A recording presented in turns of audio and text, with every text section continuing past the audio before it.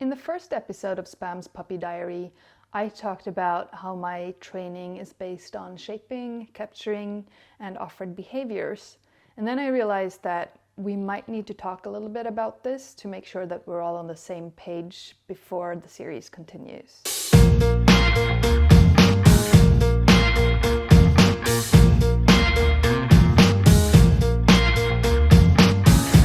When I talk about offered behavior, I mean that the puppy will perform a behavior without any lures or prompts or verbal cues in order to get a reward. And once he's finished that reward, I want him to repeat the same behavior without any hesitation. It's like a game where I give the puppy something he wants and he gives me something that I want. This emphasis on offered behavior is something that I think sets me apart from other trainers. So I think it's good that we talk about it so that you understand why I'm doing things. And I really feel like the offered behavior part is the most important part. I don't really care if you lure a behavior to get started, as long as you get to the offered behavior part before you add the cue or start adding difficulty. The benefits of offered behaviors are many. I find that it builds drive and energy in my dogs, and if it doesn't, I need to look at the basis of training to figure out why it's not working. So the first thing that I would look at is rewards. Are my rewards good enough? Is my dog willing to work for those rewards? And very often in training when we have problems, this is where we need to look. Is the reward good enough? And secondly, we need to look at the mechanics of our training. Am I clear? Are my sessions short and efficient? Is the training fluent, or is there a lot of time in training when the dog is not working or not being rewarded? Those little things make a huge difference in a training session. What I find is that when we use lures, we tend to increase the intensity of the help instead of looking at the basis of training. Reward builds behavior, but as humans, we are likely to fall into just saying the cue once more or increasing the intensity of the lure in order to get the puppy to do something. And like I said in the first episode of Spam's Diary, I'm about observing the puppy and rewarding good choices. Trying to get the puppy to do things will very often result in a dog that's not as excited about training and a dog that's dependent on us to do things. I never want to have to beg my dogs to work with me. I want them to beg to work. I want them to always want a little bit more than I do. And I find that offered behavior helps me with this. It's like a game where I'm responsible for great rewards and a good training session, but my dog is actually responsible for staying focused, trying hard, staying engaged. And it's all done with reinforcement. There's no pressure involved. It's just a game where we have that division of responsibility. And I think that offered behavior really helps with this. I also find that it helps with them really trying hard to perform the behaviors even when I throw distractions at them. I like to think about my verbal cues as green lights as opposed to orders or requests.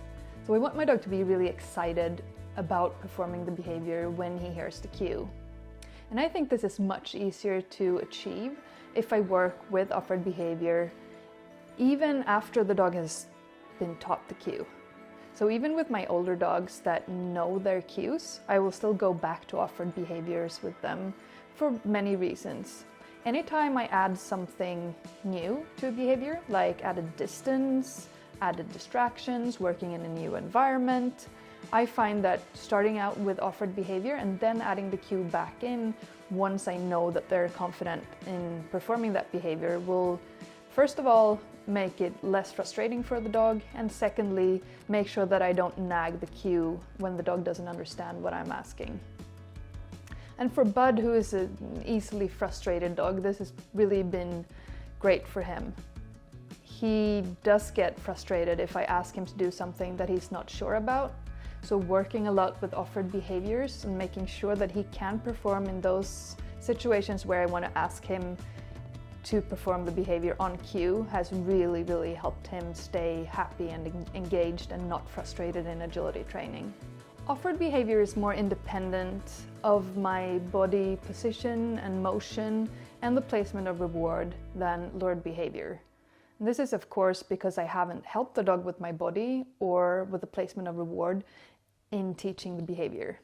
And this is really important to me in agility because a lot of the time I want the dog to perform a behavior on a verbal cue without seeing my body or actually opposed to what my body is showing them. So sometimes I want them to turn left when my body really is showing them to turn right.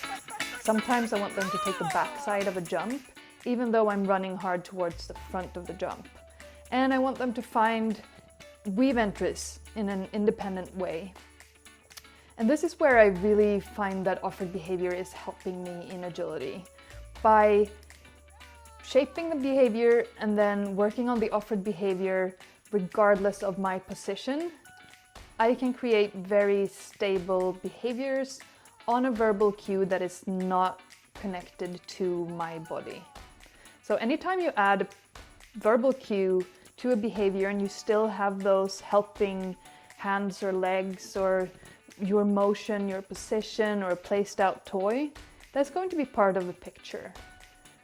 So you can't really expect your dog to perform on a verbal cue alone when he's only seen the behavior and heard the cue in addition to your body. Capturing and shaping are both methods to teach a new behavior. And capturing can be used for behaviors that the puppy will exhibit in a training session or in everyday life, where you just click as the behavior occurs and then reward.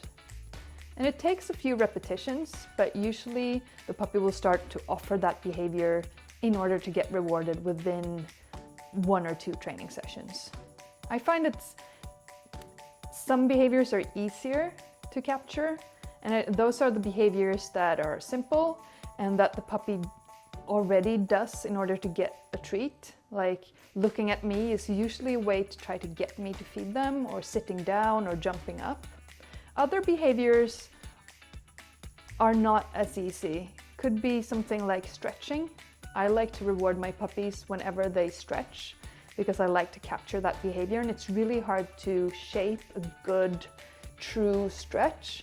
So I try to capture that whenever I see it, and that usually takes a little longer to become a true offered behavior, probably because the puppy is not really thinking about rewards when he's doing it. But it works anyway, so it works with any behavior that your puppy does, just some things take a little longer. Capturing behaviors can be used to just get a kickstart with your training, like I've done with Spam, capturing anything from a sit to a stand to a down to looking at me, doing a jumping stand, even a spin. But you can also use capturing to just encourage good behavior in everyday life. So for example, if you're out walking and the puppy checks in with me, I give him a treat. Or if you're meeting another dog and the puppy looks at you, give a treat. Another thing that I really like to capture with my young puppies is just lying down in the house. So if I'm cooking or eating or just working and I see my puppy go and lie down, I'll just throw a treat at them. And that might get them excited at first, and they'll run back to me and start to get excited, and I just ignore them. And then once they go back to a down, I'll just throw a treat there and I'll capture that good relaxed behavior. And within just a few days, I find that they very quickly go to their bed and fall asleep.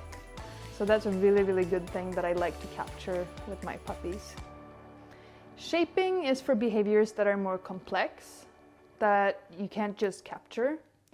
In Spam's case, it's been backing up, so just walking backwards, and rolling over, so going from a down over on her back and then rolling back into a down again. Those things I've had to shape a little bit to get the full behavior. So shaping is just starting by capturing something like a down or one step back, and then gradually increasing criteria once the dog starts to offer that behavior. So by increasing criteria, I mean that instead of just rewarding that 1 step back, I'll wait until the puppy takes 2 steps back and then reward. And then later on, 3 steps and 4 steps. And the key here is to find good criteria and to raise criteria often, but in very small steps so that you don't get stuck at one stage. Teaching Spam to go on the pillow for her station behavior was definitely also shaping. When I placed the pillow down, she would investigate, so she would sniff and look, and I would click and reward that. Then I would wait for her to put 1 paw on the pillow and click and reward that, then 2 front paws, click and reward that, and eventually all 4 feet. If I had waited for 4 feet from the beginning, just trying to capture that, I might get it, but I might also just get her sniffing, investigating, and then leaving saying, oh, there was nothing about this pillow that was interesting, so I didn't want to take that risk. I captured the first interest she showed in the pillow and then shaped from there. And it was just half a minute or a minute until she put all 4 feet on the pillow. In reality, I think it's difficult to separate capturing and shaping. They are very much intertwined. When we're capturing something, there's usually some shaping involved. We might capture a sit, but then we want the sit to be faster or straighter, and we add some shaping to that. And when we're shaping something, we're always starting by capturing something and then adding criteria.